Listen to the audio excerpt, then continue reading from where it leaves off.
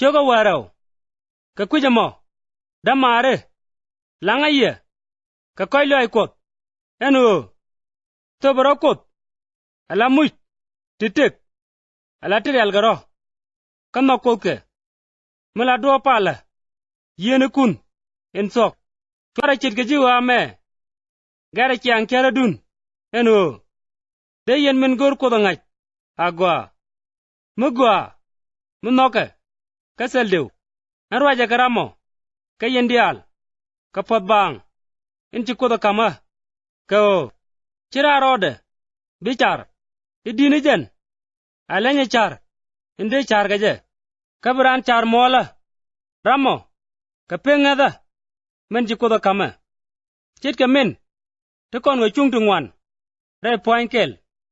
ka chi chung point dial lenekel ka jen do mo kon dial changwan kon lamna point kel re kereso ka kel kele ja kon mat ala chung point kel tana ga muito gol chit ga pot bang kot en cha kam kon ramete ga muy goga ajelet chit ga chiang ngada de kramete ga luang lera ajelet ga je kame luang ngija aje ngij kram luang chomnat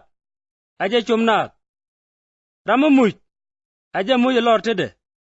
kramete ga muy boza aje wana bana bos agwa karame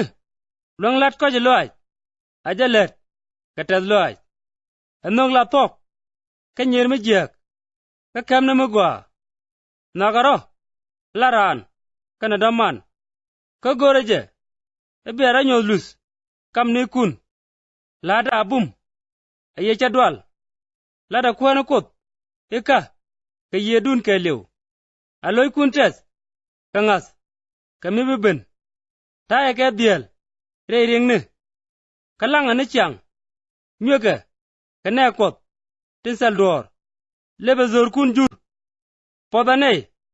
tin changa ya jek poda ke ka chwara kalam aloy kun tes kel gane to tes loy kento karore kel kane de rodo changaro kel re noga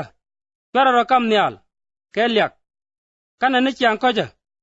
ka chwara je char ipel ni yen chwara mi je chol ka mi je ka chara waskun ka men go amyam nene dial medera rolot gor jene o bia chenga mal ka ne dial no ka chwara chol pala ja wang loy kot ko cha gore no e kwena kot ichude dungda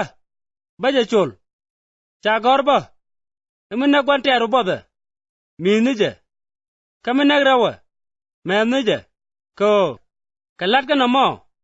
baje jaga puch aye chatia me jek katia mane jek ka goy